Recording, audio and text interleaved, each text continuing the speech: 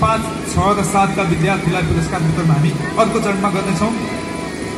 आदरणीय सर विद्या सिटौला सरलाई धेरै धेरै धन्यवाद दिँदै आफ्नो स्थानमा गएर आसन ग्रहण गर्नमा हार्दिक अनुरोध गर्दछु।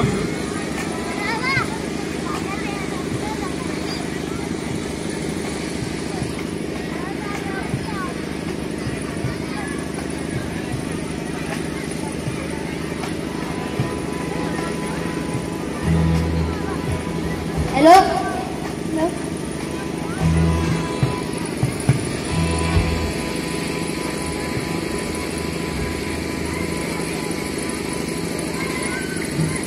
गायन तयारी भए नभएको जानकारी।